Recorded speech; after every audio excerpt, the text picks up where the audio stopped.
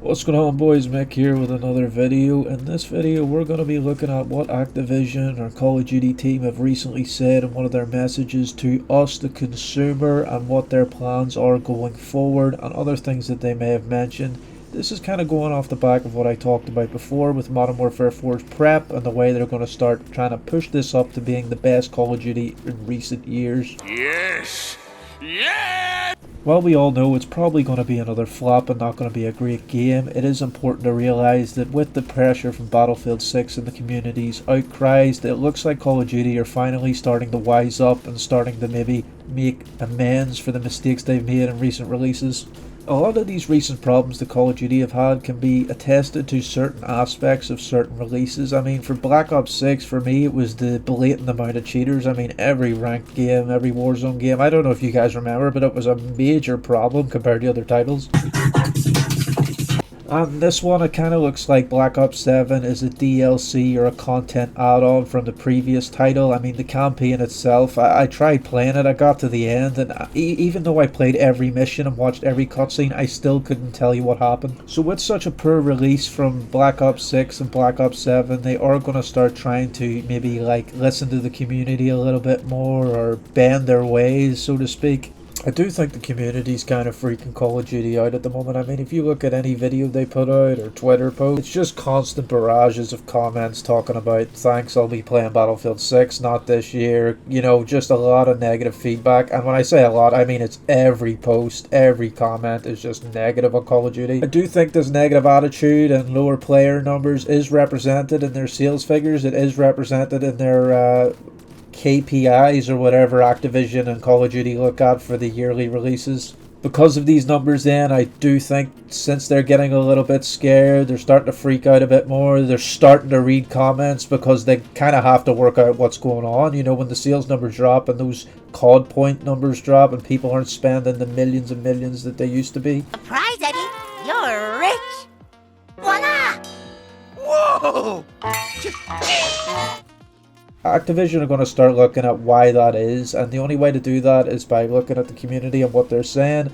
As of right now, the community are talking a lot about Battlefield 6 and why that's a better game. You know, the more casual, less skill-based matchmaking, the more grounded approach like I've talked about before. That's what the community are talking about right now, so that's what Activision and Call of Duty are actually hearing. So based off what they're hearing, they're going to have to start changing their ways, and one of the outcries that the people were talking about is how bad this release was. The campaign was terrible. It's basically DLC for Black Ops 6. Because of this then, Call of Duty have decided to come out and say that they're never going to do back-to-back releases like they have done with the Modern Warfare series and the Black Ops series before. Whether this is a good thing or a bad thing, it's hard to tell. I mean, regardless of what the title's called or what the content is, it's up to these guys to make a good game. With skill-based matchmaking and the microtransactions and the battle pass and the sheer money-hungry attitude that Call of Duty seems to have, I don't care what the title is in next year's release, I'm not going to assume it's going to be good, and I'm not going to look forward to it based off my past experiences with recent Call of Duties. Depending on how old you are, if you are watching this video, you may be thinking back to previous titles and how good they were, and it's not just nostalgia bait if you really do think about the player numbers that were on your screen.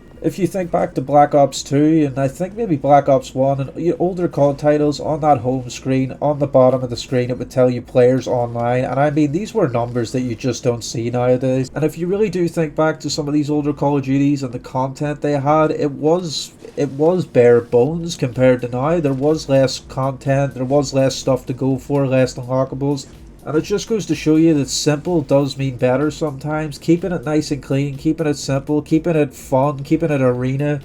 And that's what Call of Duty is missing nowadays. Sometimes I feel like there's just too much going on and not a lot of the player base can stick together. It does split everybody up.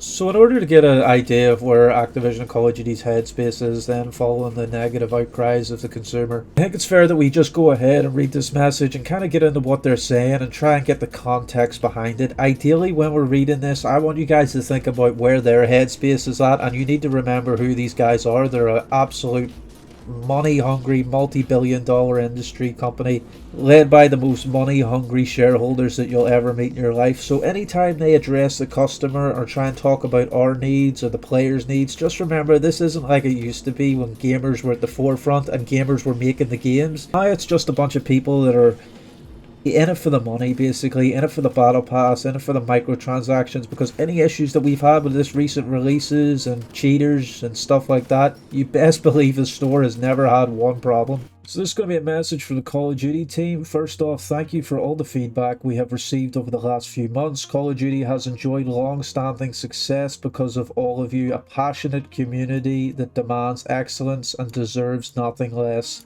Now, off-rip, this statement already irritates me because it gives the impression that Call of Duty listened to the community, and from past releases and stuff that has happened within these releases, we know that this is completely false. Listen, let me tell you something. You're a liar. Skill-based matchmaking has been at the forefront of what everybody, including myself, have complained about within the past releases, and Call of Duty have not only just ignored the customer, but they have actively made it worse and ramped up the skill-based matchmaking with every title. So for Call of Duty to say we are listening to you and we know you're passionate and you deserve excellence and that's what we're demanding and stuff like that, what they are really saying is we hear all the negative shit that you're talking about us and we're really annoyed about it, so we're trying to avoid you doing that anymore. Moving on then, we also know that for some of you the franchise has not met your expectations fully. To be very clear, we know what you expect. Rest assured we will deliver and over-deliver on those expectations as we move forward. Now, to understand what somebody might do in the future, it's always good to look at what they have done in the past, and with this statement we can know that our expectations of what we've asked for will not be met. In fact, they will over-deliver on the exact opposite. With Modern Warfare 4 going to be our next release, we know that it's going to be a more grounded approach, kind of like Modern Warfare 2 was, and from a lot of the community I'm going to suggest that people aren't asking for that. I can't speak for every Call of Duty player, as everybody prefers different titles. You know, some people like Infinite Warfare, some people like Advanced Warfare, some people like Black Ops 2 and Modern Warfare 3. But the fact of the matter is when they say we're going to meet your expectations, you can best believe that the majority of players are going to disagree with that statement on release of this next title. It goes on to say, with respect to Black Ops 7, we set our sights to deliver a spiritual successor to Black Ops 2. And the studios have poured their passion into making a great game that all of us are very proud of. Straight away, this statement is ridiculous. Whoever typed this out with a straight face and didn't feel sick afterwards that works for Activision and Call of Duty need to get a grip. But it's one thing for us to say it, more importantly it's up to you to try it and judge for yourselves. So as it relates to Black Ops 7 and the future of Call of Duty, here are a few important notes. It then goes on to say you'll have the opportunity to play Black Ops 7 for free. I'm Michael Jordan. Stop it. Get some help. Guys, see when companies do this shit, okay? They're trying to reel in more customers, which means they don't have enough customers than what they expected. This play for free stuff that Call of Duty have been doing in recent titles, it's honestly one of the worst ideas ever. Not only does it mean this entire period that the game's free, that the cheaters are going to increase by about 500%, but it also means that behind the scenes they are upset with their player numbers, and that relates to a bad title. That means the game isn't good and it's straight in our face. Similar to this might be if you see like an offer on a store where people are selling 2 for 1 or 3 for 1, that's because the shit's not selling and Black Ops 7 isn't selling. Okay, now on to the most important part of this video. Our strategy going forward is changing. They then go on to say we will no longer be doing back-to-back releases of Modern Warfare or Black Ops games. The reasons are many, but the main one is to ensure we provide an absolutely unique experience each and every year. We will drive innovation that is meaningful, not incremental. While we aren't sharing those plans today, we look forward to doing so when the time is right.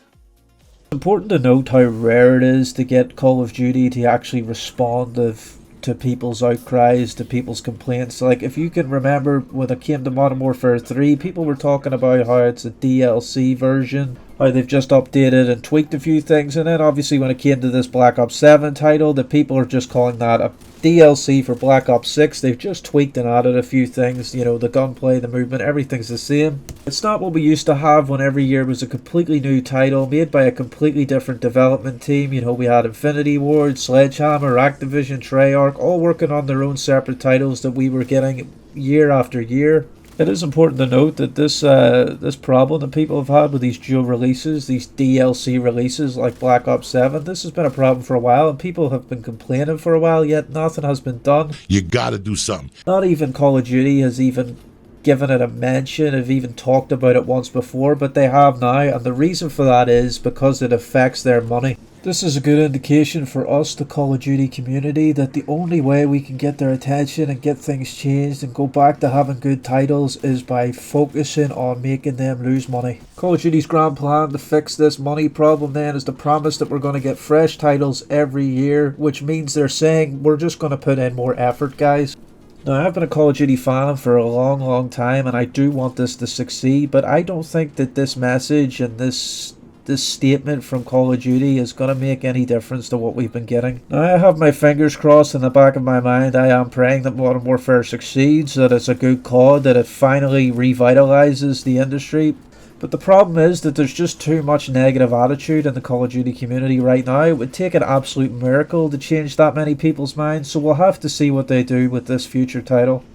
That being said, if you made it to the end of the video, I thank you very much. I appreciate people watching this. As I said, I make these as a hobby, so any comments you want to leave, any statements you want to talk to me about, I'll always make sure I'll reply in the comment section below. But other than that, guys, I'm going to bounce and I'll see you in the next one.